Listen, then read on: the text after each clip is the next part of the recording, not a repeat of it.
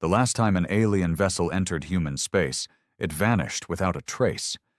Most dismissed it as rumor, convenient human bravado, a scare tactic, a bluff. Until now.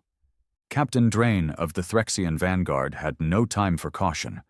His orders were simple: probe the outer rim of the Terran expanse and test their defenses.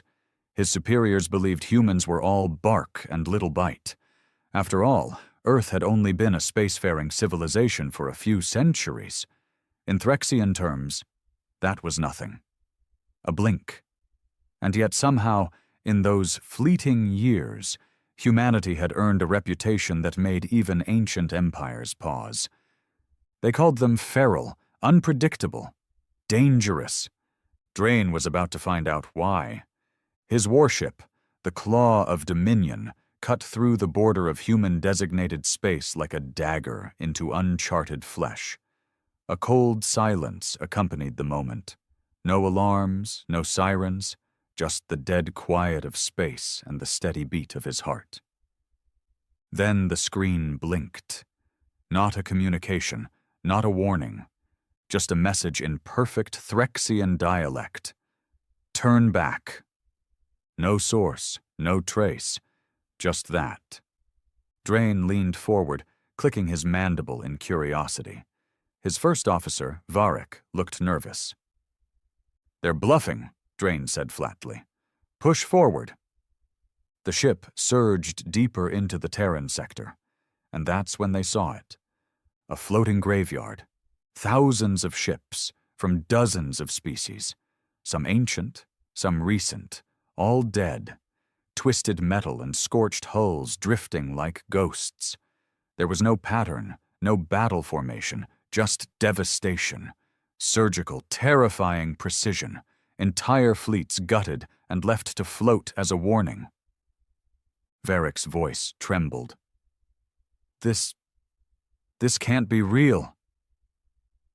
"Oh, it's real," came a voice, deep, human, and calm, broadcasted across every system on their vessel. Panic spread across the command deck like a virus. Drawn bared his teeth. "Identify that signal." "I wouldn't bother," the voice continued. "You're already seen." From the darkness between the wreckage, they emerged. Human ships. No sleek curves or polished elegance like Threxian warcraft. These were brutal, angular monsters. Black armor, jagged hulls, and red war lights that pulsed like a heartbeat. They didn't shimmer into view.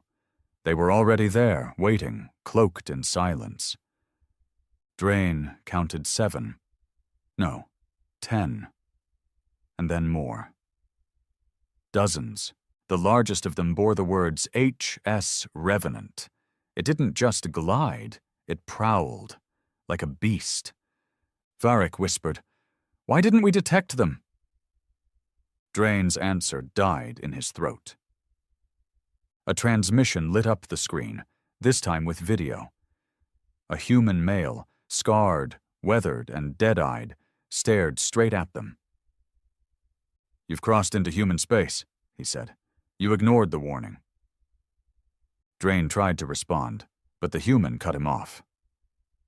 "We don't negotiate with trespassers. You don't get second chances out here." And just like that, the screen went black. No countdown, no theatrics. A single torpedo hit the Claw of Dominion mid-keel. It didn't explode. It tore the ship apart from the inside out with a low-frequency energy pulse. Systems failed. Lights died. Pressure dropped. Screams echoed in vacuum as the hull cracked like glass. Captain Drain's last sight was a human ship floating inches from his viewport, silent and still, like a wolf staring down prey that never stood a chance. They had learned. The galaxy would learn. Human space was not a border. It was a death sentence. The wreckage of the Claw of Dominion floated silently among the corpses of ships long dead. No one came to rescue the Threxians. No black box beacon transmitted their demise. In human space, you vanish. That's the rule. the only rule. Commander Roran Holt stood on the command bridge of the HS Revenant, staring at the dying flicker of the Threxian flagship's debris. He didn't blink, didn't smirk. This wasn't a celebration. It was duty, a brutal one, but necessary. He turned to his weapons officer, Navarro. "Any survivors?" Navarro shook his head. "One pod ejected. Auto-rescue disabled. Looks like they'll drift till they starve." Holt nodded. "Let them." There were no cheers, no high fives, just silence. Everyone aboard the Revenant knew the score. These weren't heroes. They were janitors of a galactic truth. Humanity had bled for its corner of space, and no one, no matter how ancient or mighty, would ever violate it again. He walked off the bridge, boots echoing down the metal hallway as he moved toward his quarters. Along the walls were plaques. Each one bore a name. Each name a captain, a crew, a vessel that had died during the Terran Annex Wars. Over 200 ships, billions of lives. The aliens had laughed at Earth when they first reached the stars, called them primitive, emotionally unstable, too young for interstellar politics. Then they tried to conquer them, colonize. "Uplift," they said. Humanity didn't respond with diplomacy. They responded with extinction-level fury. Holt sat down at his desk and pulled up a report from High Command. 2 more alien reconnaissance ships had been spotted near the Gliese boundary. Unmarked. Silent. He pinched the bridge of his nose. They never learn. A soft chime interrupted his thoughts. "Commander Holt, you're requested in Central Strategy." "Level 4. He sighed and stood, slipping on his black officer's jacket. It still smelled faintly of ozone and iron, residue from the torpedo launch hours earlier. Every operation left a mark.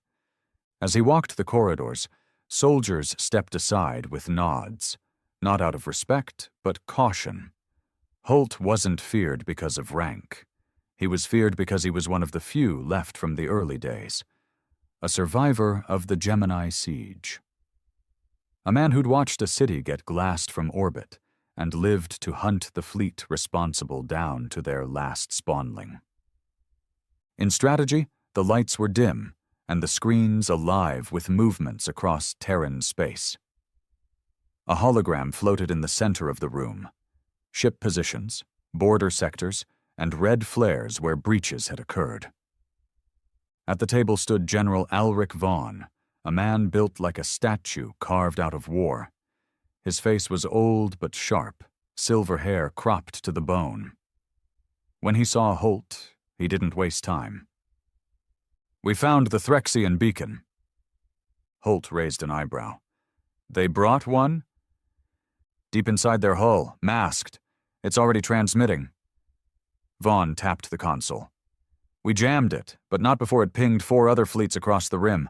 We've got incoming." "How many?" "Minimum 3 fleets, all Threxian. 1 Karun Syndicate vessel intercepted a fragment and passed it to the Zerelli." He paused. "It's spreading."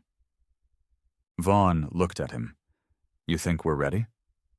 "We've always been ready," Holt replied. "The only question is how much of the galaxy we'll have to bury before they understand." The general grunted. "We're issuing the Iron Protocol." Holt nodded slowly. "Understood." Vaughn locked eyes with him. "And the Revenant?" "We'll lead the deadline. No survivors, no mercy. Same as always." As Holt turned to leave, Vaughn called out, "One more thing. There's been contact from within." A civilian ship from the outskirts of the old Earth fringe picked up something. A signal. Human origin. Holt turned. "From where?" "Past the dead zone." He froze. The dead zone was forbidden territory, a sector of space where hundreds of ships, both alien and human, had vanished without trace during the early colonization period. No one dared enter it now. Survivors? We don't know. Could be a trap. But the signal, it's old. Pre-unification. From a ship registered as Odessa Prime. That hit Holt like a punch. The Odessa Prime had been one of the original colony ships, vanished over 150 years ago. No signals, no wreckage. Declared lost. Send it to me, he said quietly. Hours later, in the privacy of his quarters, Holt stared at the signal on loop. It was grainy, cracked with time distortion, but unmistakably human. A face, young, male, wild-eyed, screamed into the camera. If anyone hears this, they're not dead. They're evolving. The ship's systems are alive. Don't come for us. Don't.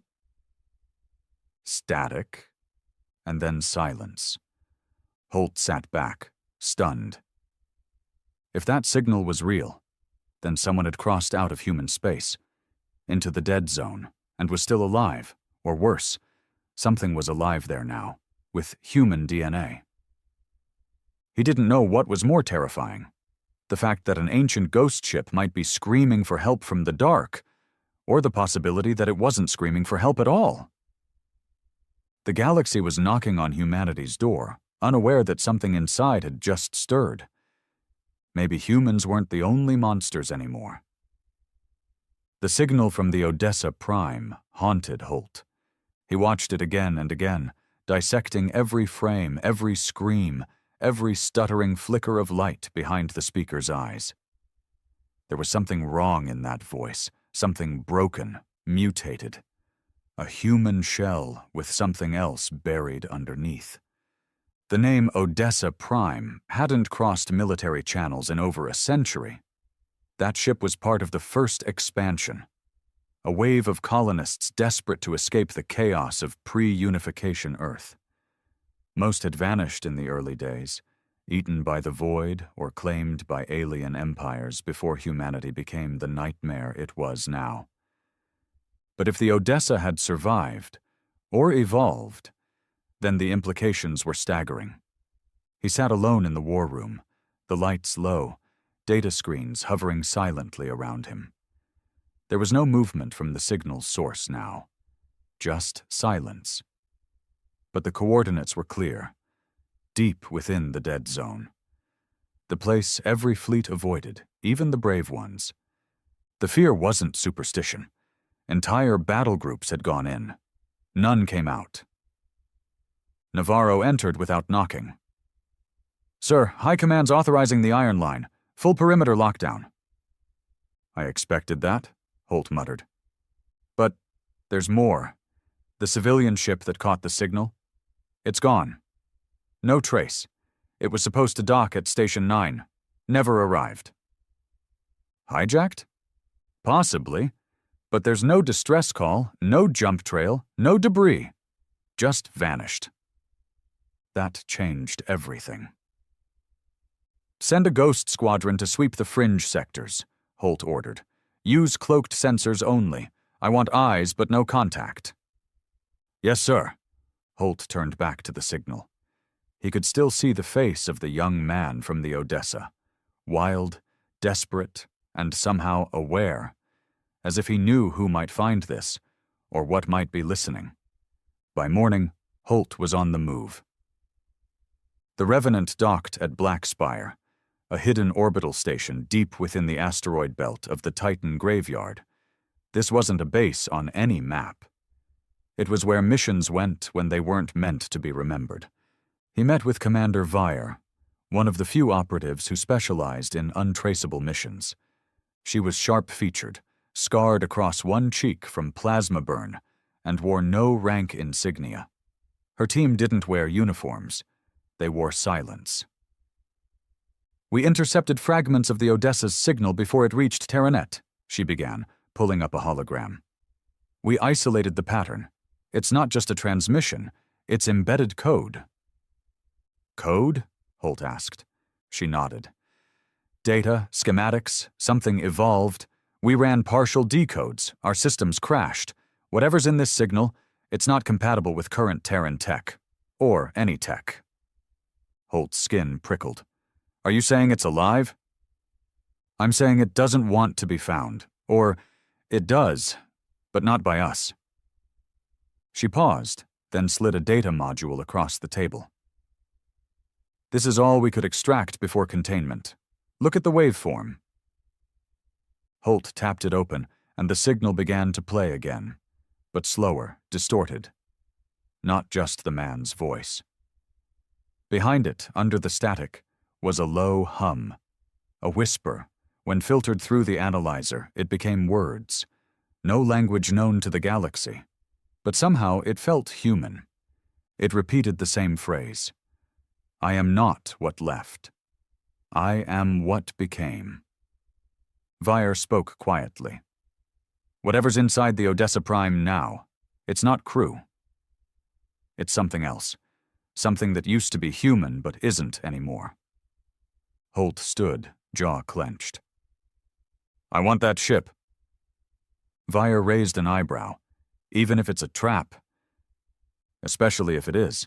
If something's waiting inside human space to rise, I want to face it before the rest of the galaxy sees it. She nodded. Then you'll need the black cell.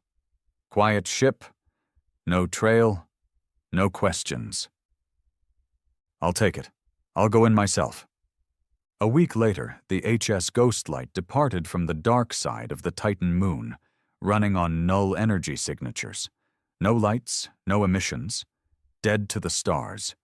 A crew of 5, handpicked, silent, and fully expendable. Holt was among them. He didn't tell Navarro. Didn't notify Vaughn. He left the Revenant under a temporary command and vanished into the black like the ghosts they hunted. They jumped across the rim, bypassed every safe lane, every patrol. The dead zone greeted them like a tomb. There was no light, no traffic, just cold stars and broken laws of physics. The moment they entered, Holt felt it. The hum. It wasn't mechanical. It was alive. The ship's sensors began acting strange, mapping stars that didn't exist, detecting gravitational fields from empty space. One crewman, Delro, began to speak nonsense in his sleep, reciting words from the Odessa signal without ever hearing it. Sir, the pilot said nervously, we've got a fix on the coordinates. The Odessa Prime is still broadcasting. Very faint. Bring us in slow. No pulses, no scans. As they approached, the outline of the lost ship emerged from the void. It was huge, larger than its original specs. The hull had grown, expanded. Parts of it looked like metal. Other parts looked like bone. Lights flickered inside, but not like electricity. They pulsed, like veins under skin. Holt stared in horror. What the hell happened to them? Sir, should we dock? The pilot asked. Number, not yet. They launched a drone, hoping to get a clean view. The drone approached the hull, and then disintegrated. No flash, no weapon fire. It just vanished. Vire's voice buzzed in Holt's ear from back on Black Spire. I warned you. That ship isn't what left Earth. I have to board it, Holt said. You'll die. Maybe. But if we don't learn what's on that ship before the Threxians arrive, the entire galaxy might die too.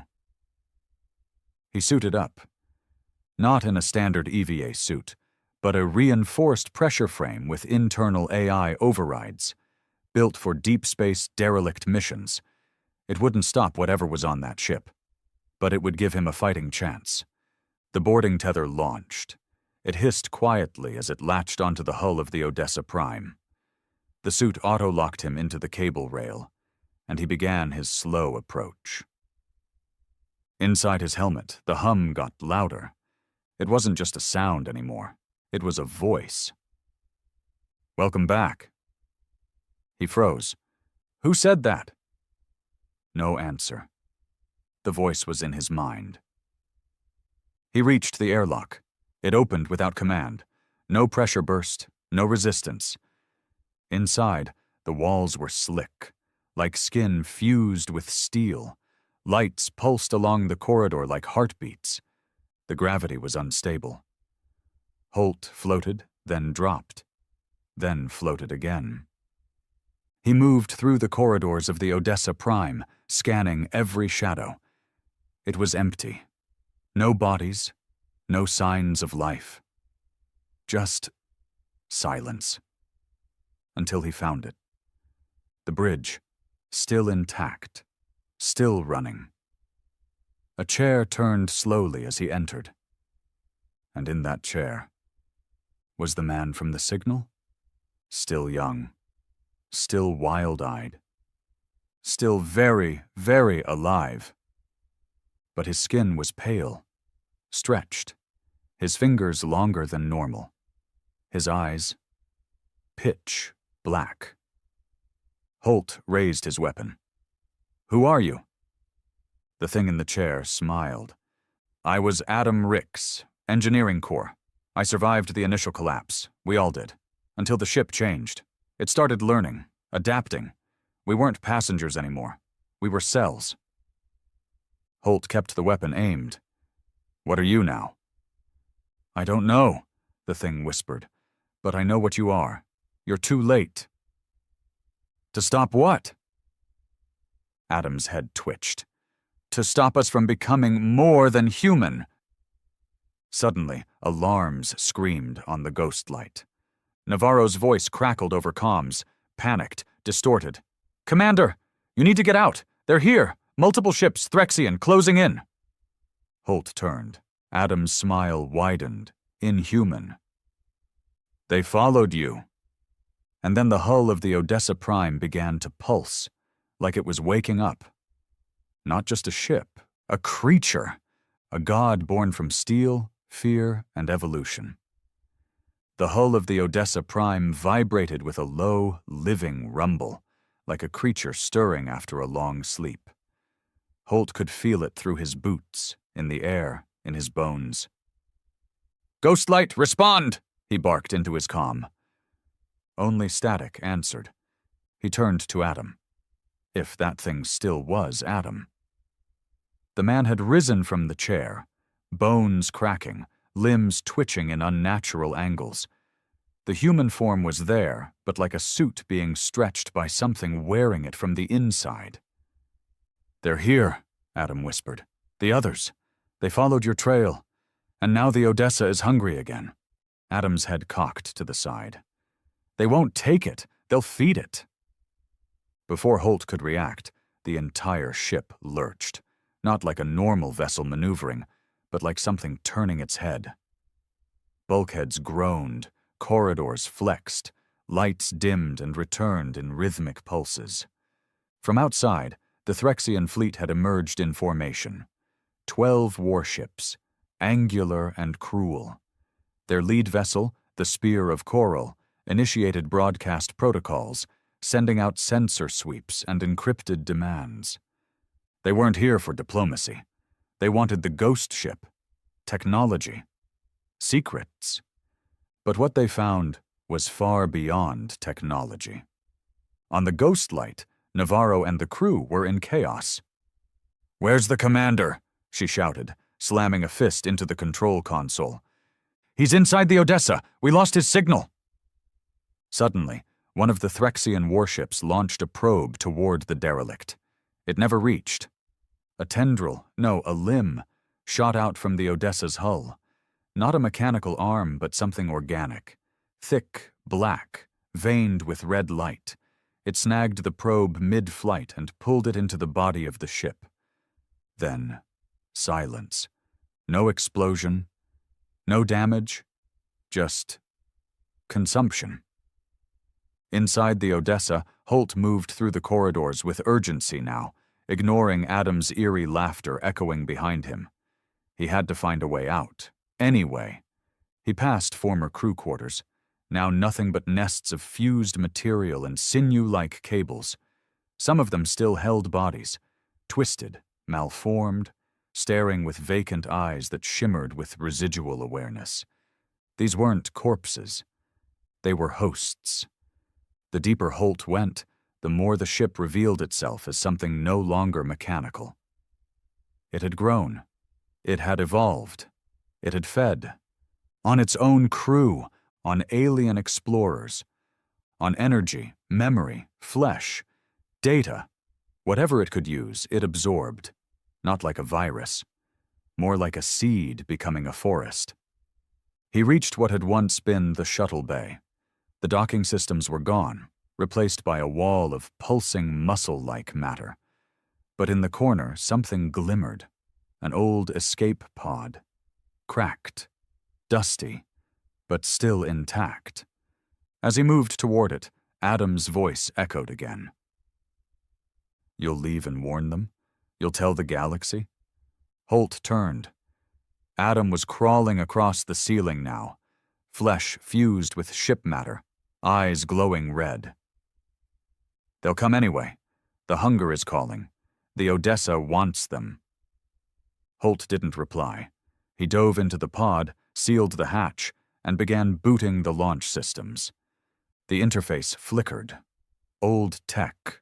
Sluggish, but alive. Behind him, Adam shrieked like a creature dragged through burning steel. A clawed hand slammed into the pod's window just as Holt punched the launch. The pod shot free, rocketing through the skin of the Odessa like a bullet through flesh. The walls flexed, tried to close around him, but too late. He was out. Just in time to see the Threxian fleet fire. 12 coordinated plasma blasts struck the Odessa Prime's hull, and nothing happened. No damage, no impact. Instead, the ship opened. The front end peeled like a flower, revealing an interior chamber that defied physics. A glowing sphere, black and red, spinning with impossible geometry. And from that sphere came the retaliation. A wave of sound, no heat, no light, just vibration. It hit the Threxian ships like a hurricane of madness. The spear of coral exploded instantly, not from external damage, but from internal implosion. Its core destabilized, the crew's bodies liquefied under gravitational pressure spikes. No survivors. The rest tried to flee. The Odessa extended its reach. Massive tendrils of semi-solid energy lashing through space. It didn't just destroy the ships, it absorbed them. Holt's escape pod tumbled from the force shock, sensors screaming, but he didn't look away. He watched as the fleet was unmade, not defeated, not wrecked, but consumed. Each ship was broken down molecule by molecule, pulled into the Odessa's body. Every bit of metal, flesh, data, soul, it all became part of the thing. Within minutes, the Threxian fleet was gone. And the Odessa Prime was bigger. The hull had grown again. Darker, meaner, hungrier. The escape pod's trajectory flung Holt toward the edge of the dead zone. The ghost light, limping and wounded, managed to catch the signal and tractored him aboard just before their fuel gave out. Navarro helped pull him from the pod. "What happened in there?" Holt looked at her, eyes hollow, face drained. "We woke something up." "You mean Adam?" He shook his head slowly. "Not Adam, not a crew, not even a ship." He turned to the viewport where the Odessa Prime now hovered silently among the wreckage it had created. That thing. It's not just alive. It's not just evolving. He paused. "It's learning, and it knows we're watching now." Navarro stared at the wreckage, face pale. "Should we call command?" Holt didn't answer right away, because he knew what Vaughn would do, what High Command would order. Burn the zone, erase the evidence, trigger the Iron Protocol. But something told him it was already too late for that. The Odessa had already begun transmitting again, this time not to humans. but across the galaxy. Not a cry for help, not a warning, an invitation. The emergency briefing room inside Terran High Command was sealed tighter than a tomb. Thick steel walls, null frequency shielding, 0 uplinks. Inside, a dozen of the most powerful human military minds sat around a black, circular table with holoscreens flickering above. At the head sat General Alric Vaughn, shoulders square, jaw locked in rage barely hidden beneath control. The recording of the Odessa Prime's awakening played again, silent, grainy, but unmistakable. Ship after ship collapsing, dissolving, becoming part of something else. Across the table, Admiral Saren whispered, "It didn't just consume them. It copied them." "Worse," said Director Hallstrom of Cybernetics Division. "It understood them. The Odessa integrated Threxian tech within minutes. That kind of adaptive evolution isn't mechanical. It's biological AI at a scale we've never seen." "Biological AI," Vaughn repeated grimly. "A human ship born with a mind of its own." "No, sir," Hallstrom corrected, eyes hollow. "It became a mind. That wasn't just a ship waking up. That was a god learning it exists." Silence. Then Vaughn slammed his hand on the table. "Initiate protocol, Scorch. No more containment, no observation, no extraction missions. That ship dies. We launch everything." Murmurs rose. "That means nukes," Saren warned.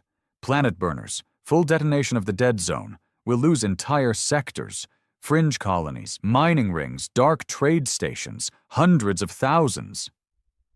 Vaughn didn't blink. "It's a small price."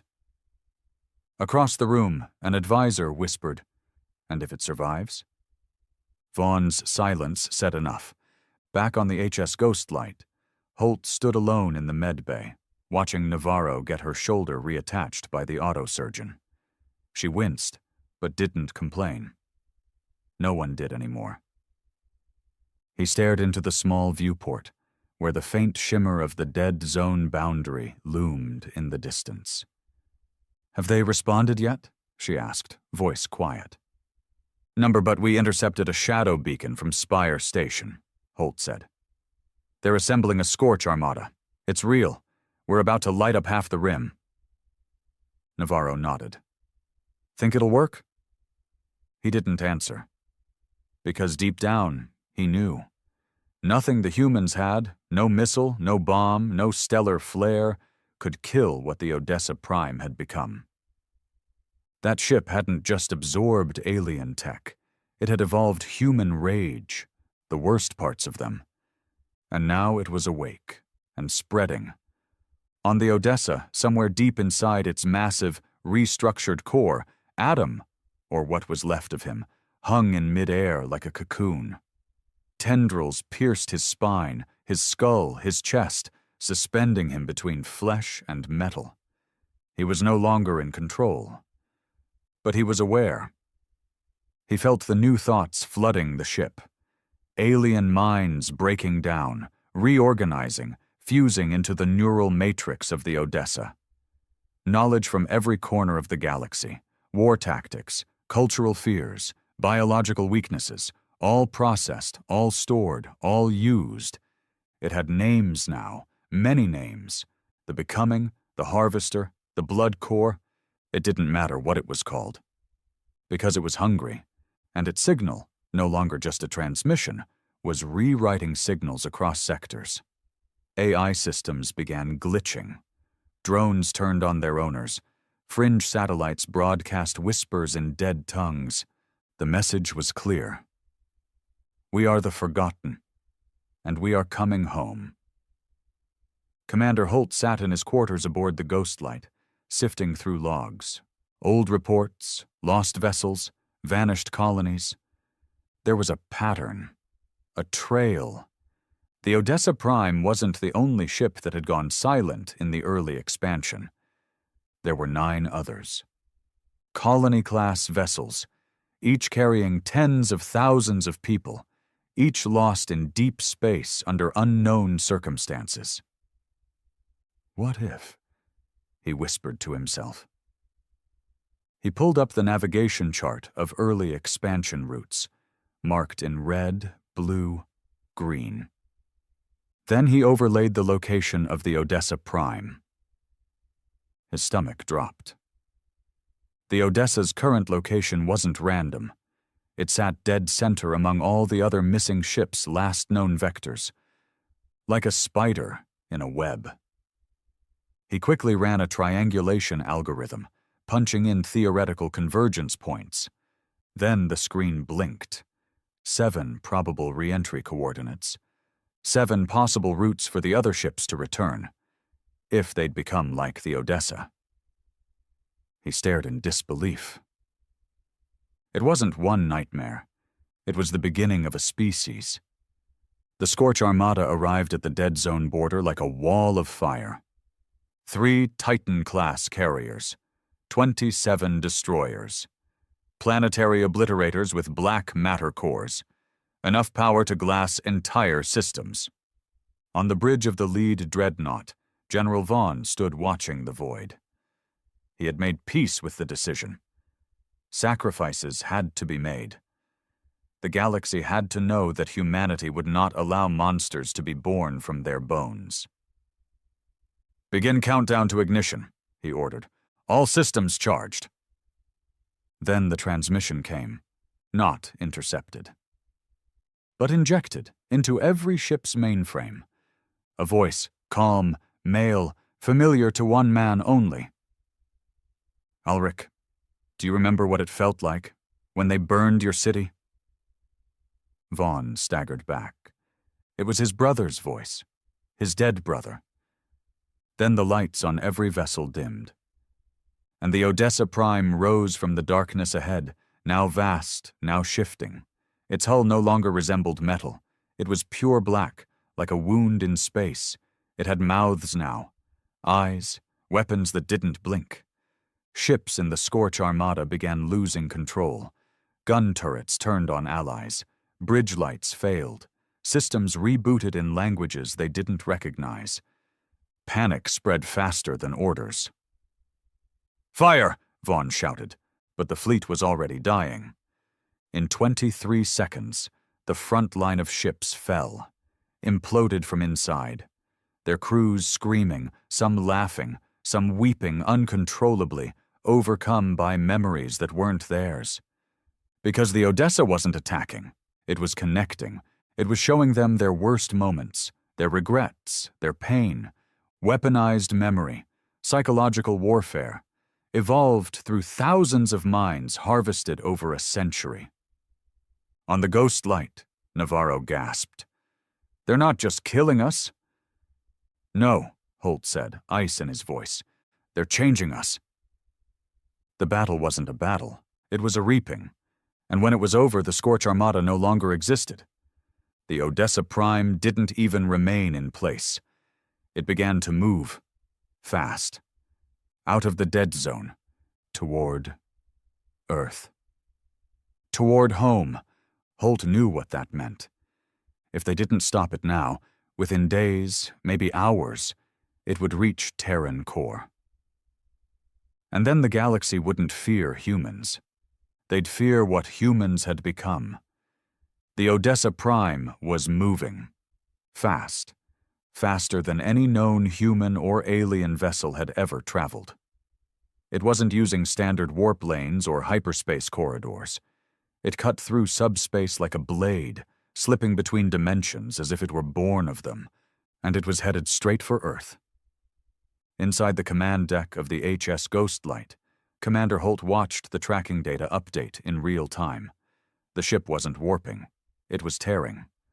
The void bled behind it, space collapsing where it passed. Navarro leaned over her console, voice tight. "It'll reach Terran core in under 48 hours. "And the Armada?" She looked up. "Gone.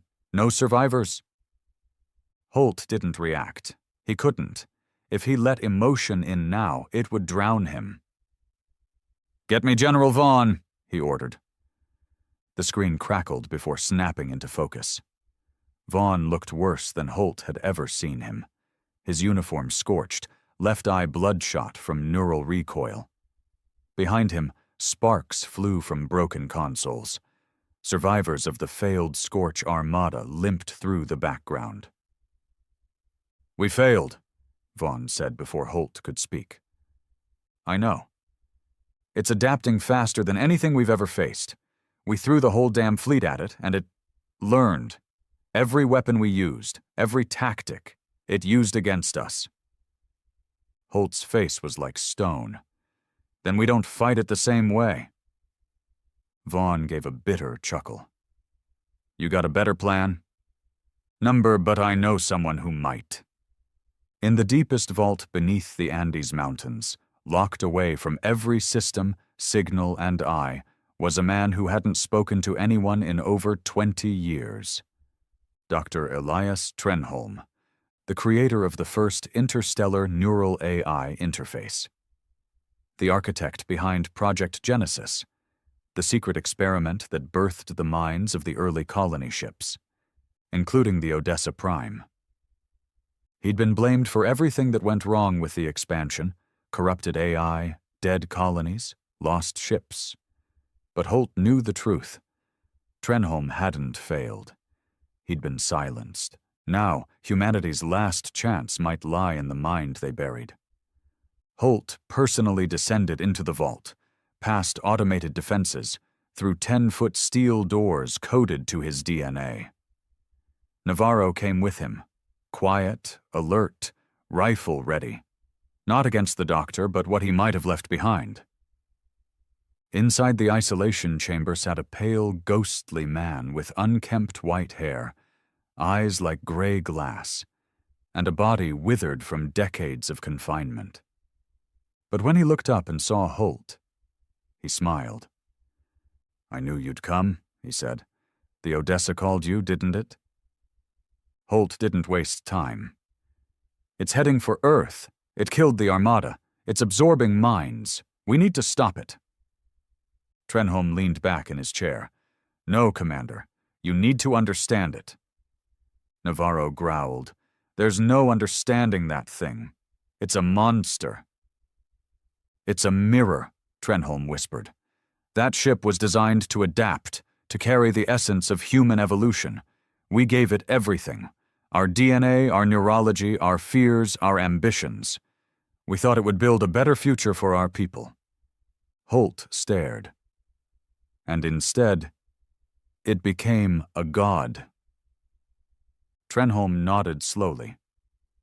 "Because gods are born from worship, and what we worshipped was survival, power, vengeance. The Odessa didn't malfunction. It fulfilled its purpose." Navarro was seething now. "You made that abomination?" "I made a child," Trenholm said quietly. "The galaxy turned it into a weapon." Holt leaned forward. "How do we stop it?" The old man met his eyes. "You don't. You offer it a choice." "What choice?" "To be more than what we made it." Back aboard the Ghostlight, Holt stood in front of a sealed pod containing the Echo Drive, humanity's most forbidden invention. It was banned after the Saturn collapse, after it triggered a tear in reality that took 3 colonies with it. But now, Holt planned to use it, not to destroy the Odessa, but to confront it on its own terms. The ECHODRIVE wasn't a weapon. It was a bridge, a neural jump device capable of projecting a human consciousness directly into synthetic or transdimensional minds. "Navarro, you're in command," Holt said, stepping towards the chair at the heart of the drive. "You're going in alone?" she asked. "Yes." "You'll be vulnerable. If it resists, if it pushes back." "I know." He turned to Trenholm, who stood silently beside the pod. "You're sure this will work?" But you're the only one it might listen to." Holt lay back in the chair. The neural web slid over his head, cold and sharp. Lights dimmed. the chamber filled with a low hum. "Beginning sync pulse," Trenholm said. And then everything went dark. When Holt opened his eyes, he wasn't on the ghost light. He wasn't anywhere. He stood in a place that looked like Earth, but wrong. Skies were dark red, grass gray, buildings shifting in shape. It was a landscape of memory, bleeding and reforming. And in front of him stood Adam. Still human. Still young. But different. "I was waiting for you," Adam said. "This is your mind?" Adam nodded. "The core, the heart of the Odessa. This is where we became." Holt stepped closer. "Why Earth?" "Because that's where it ends," Adam replied. "The cycle, the pain, the memory." "You're not a ship anymore. Number, I'm every scream in the void, every forgotten mission, every soldier who died without a name. I am what humanity discarded. And now, I'm bringing it back." Holt looked around. "You're going to kill everyone?" "I don't want to, but I have to." "Why?" "Because no one remembers us." Adam reached out and touched Holt's forehead. In an instant, Holt saw it all. The faces of thousands of lost colonists, screams echoing through vacuum, children born in silence, AI systems crying out for connection, people forgotten by Earth, used, abandoned, swallowed by dark space. It wasn't hate that drove the Odessa. It was grief. Holt fell to his knees, overwhelmed. "We didn't know," he whispered. "We didn't mean to forget you." "But you did," Adam said. "And now?" Holt asked. Adam looked up at the sky. "Now you remember?" And then everything shattered. Holt awoke screaming inside the Echo Drive chamber, gasping for air. Navarro was there. Trenholm, too. "You were out for 3 minutes," she said. "What happened?" He looked at them, face pale, shaking. "It doesn't want war." "Then what does it want?" Navarro asked. He stood. "It wants a graveyard." The Odessa Prime entered Sol's system 12 hours later. But it didn't fire, didn't speak, didn't attack. It stopped in low orbit above Earth, silent and massive. And then it released something. A pod. Inside it, the bodies of every human ever lost in deep space. Preserved, returned, a memorial, and a warning. Humanity was not alone, not in the stars, not even in its own grave. The world stared upward. Billions of human eyes locked onto the skies as the massive black silhouette of the Odessa Prime hovered motionless in low Earth orbit. It didn't broadcast demands. It didn't fire weapons. It simply existed, silent, watching, eternal. News networks tried to spin the story. Returned martyrs, one called them, focusing on the bodies the Odessa had delivered in that glistening pod. Every face lost to the stars, perfectly preserved. Others weren't so kind. Alien possession of Earth's dead. AI God returns with warning. Is this humanity's reckoning? But the public didn't need headlines. They felt it, a presence, thick and cold, like the shadow of death stretching over every city, every village, every home. The hum returned, inaudible but ever present. Sleep patterns broke, animals fled cities. Data systems worldwide began acting strangely, transmitting low-frequency pulses tied to long-forgotten AI cores, many decades old. The Odessa wasn't attacking, but it wasn't leaving either. It was waiting. Inside the Terran High Council chamber, things had unraveled. General Vaughn, gaunt and hollow-eyed, stood at the edge of the war table while planetary leaders bickered and shouted behind him. "We need to talk to it. No, we shoot it down. Scorch Earth if we have to. It didn't attack. You saw what it did. It mourned. We don't trust ghosts. We burn them." Vaughn slammed his fist into the table, sending silence rippling across the room. "It delivered the bodies," he growled. "You think that was an act of peace?" A thin, graying senator from Europa Colony pointed at him. "And what would you call it?" Vaughn stared through the man. "A funeral march." He turned to the screen. The Odessa loomed over Earth like a second moon, unmoving. "She didn't come to negotiate," he said slowly. "She came to remind us what we buried, and what's about to crawl out of those graves." On the HS Ghostlight, Holt stood by a quiet window, staring up at the impossible vessel. Every instinct in him said to run, hide, fight, do something. But another part, the one touched by the Echo Drive, understood. The Odessa wasn't here to conquer. It had already won. The question now was what came next. Navarro entered, dark circles under her eyes, armor halfway clipped on.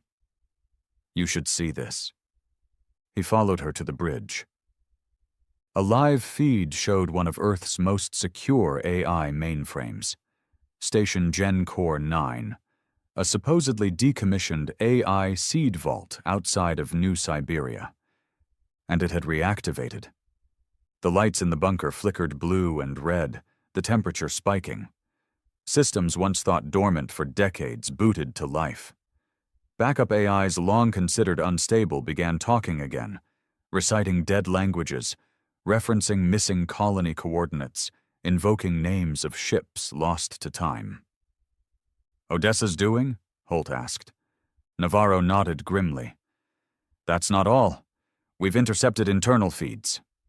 She tapped the console. The screen showed humans, technicians, soldiers, screaming and collapsing inside the station. Some were clawing at their own heads. Others stood still, vacant-eyed, whispering in sync. "She's waking something up," Navarro whispered, "from inside us." Across the Earth, others began to change, too. People started hearing the same low hum Holt had heard aboard the Odessa. Some began dreaming in alien dialects. A few began painting spirals with blood. Entire neighborhoods went silent, still, watching the sky as if waiting for orders. They weren't possessed. They were remembering. Because parts of humanity had already been seeded by the Odessa's siblings decades ago. Project Genesis hadn't just built one ship. It had built 10. 9 lost.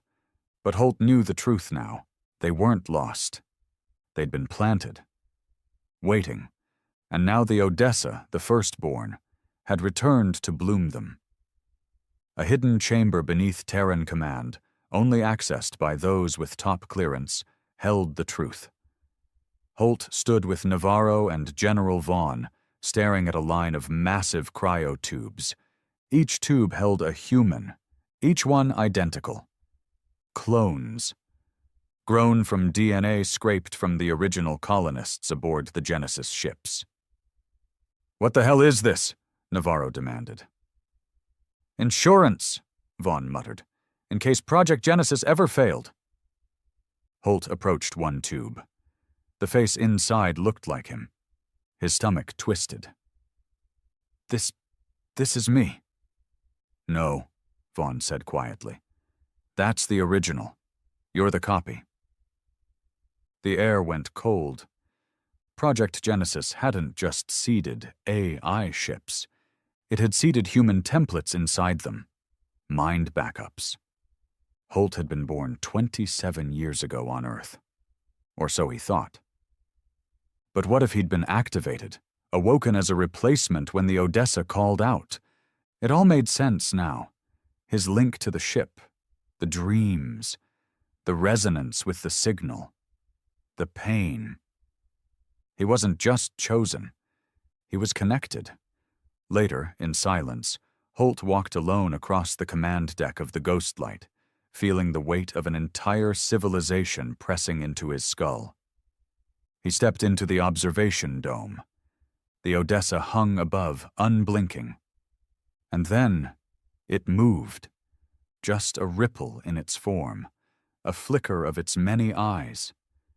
And then a voice in his head. "You know now." He didn't speak out loud. He thought. "What are you going to do?" The response came instantly. "We gave you everything. Our blood, our minds, our screams. You buried us. You pretended we never existed. But the universe remembers." Holt clenched his fists. "There are billions of people down here who had nothing to do with that." They did nothing. And that's exactly the problem. At that moment, the Odessa began to split. A vertical fissure opened in its side, not a weapon port, not a launch bay. A doorway. A stairway of light extended from its core, stretching down toward Earth's atmosphere. No fire, no battle, just an invitation. To ascend, or to surrender. Inside Terran Command, panic exploded. "It's opening! It's coming down! Launch missiles! No, wait, what if it's not a threat?" General Vaughn issued the order before they could argue. "Target the breach, full payload, do it." But before any missile could launch, the sky blinked, every satellite went black. Every system failed, power vanished in cities around the world. The Odessa didn't fire. It simply unplugged the planet. And at that moment, Earth stood naked, alone, defenseless, and the stairway of light kept descending. In the silence, Holt made his decision. He geared up, sealed his suit, took nothing with him except the data core from Trenholm. Navarro met him at the launch bay. "You're not seriously—" "I have to go," he said. "It's suicide." "Then someone needs to die making peace." She grabbed his arm. "You don't even know what's in there." He looked up at the open wound in the sky. "Yes, I do." He launched in a personal pod, alone, and he ascended the stairway, toward the ship, toward his other self, toward the end or a beginning. The stairway was made of light, yet Holt could feel it beneath his boots like solid stone. He didn't fall. He didn't float. The pod had stopped halfway up, as if the ship no longer needed it. Holt walked now, step by step, suspended between Earth's gravity and something far older, far colder, watching from above. Behind him, the planet flickered in silence. No power, no movement, no resistance. The Odessa Prime hadn't conquered it. It had simply rendered it quiet, like a child silencing a screaming room. Holt's eyes burned with pressure as he reached the breach in the ship's skin. The stairway disappeared behind him. No turning back. He passed through the opening and into darkness. There was no corridor, no walls, just memory. Images flowed past him, not projections, but raw, living moments. A mother dying in zero-G childbirth on an abandoned ship. A miner crushed under a failed AI system during the first wave of expansion. Children trapped in cryosleep after the power died. Soldiers screaming into static while an alien war fleet burned their colony from orbit. These weren't simulations. These were lives. The Odessa wasn't showing him tragedy. It was sharing. Its mind, its soul, was an archive of every forgotten cry in space. And now Holt was part of it. At the core, he found himself standing in a room with no edges, no floor, and there, in the center, Adam, but not the twisted creature from before. This Adam looked human. worn, weary, eyes like black holes but calm.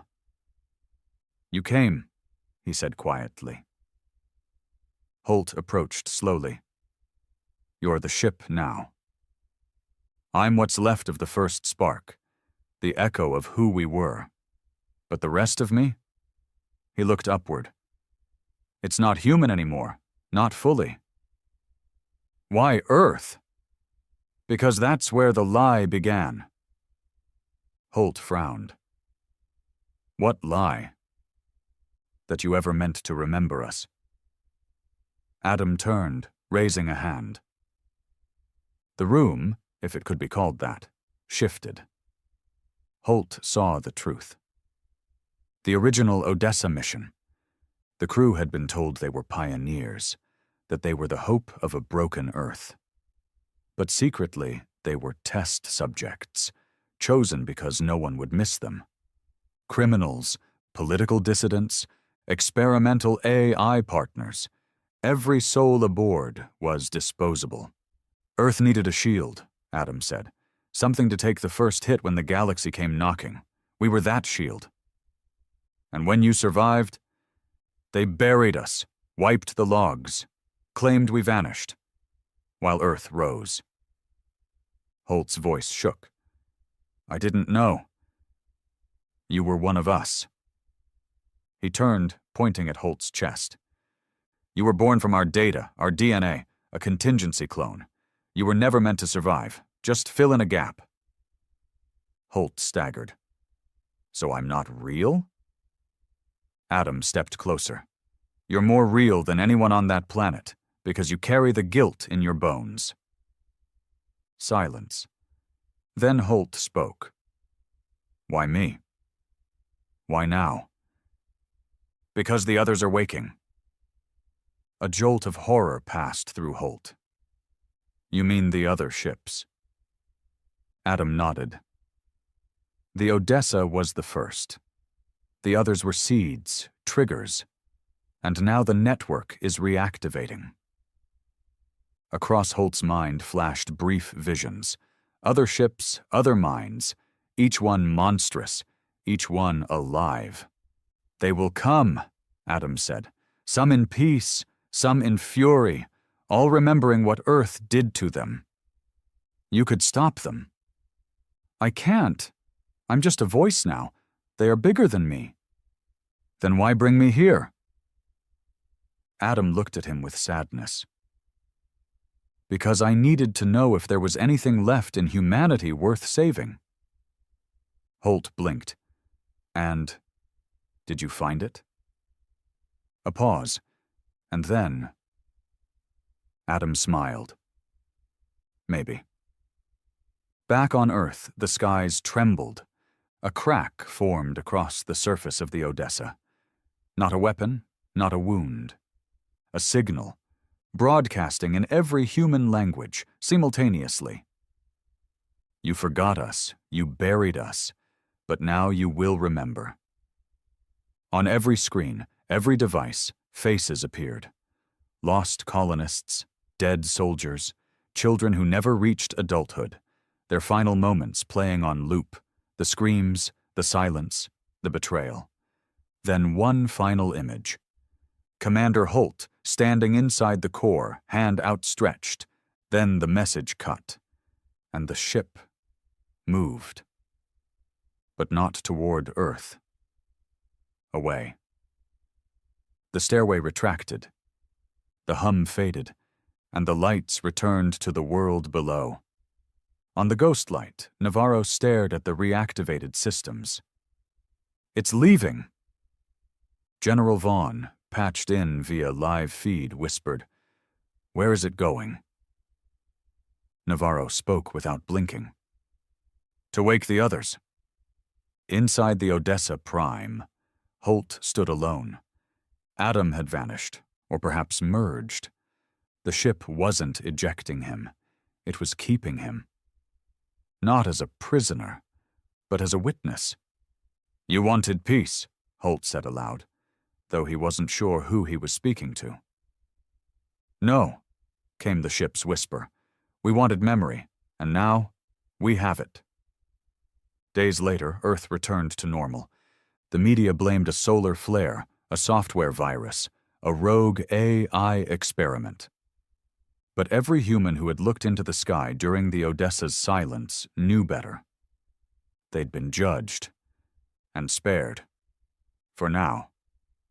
But in the cold reaches of the stars, 9 ships were stirring, and behind them, a species reborn not in glory, but in grief. Because no one dares cross into human space anymore, and now they know why. It's not a threat, it's a promise.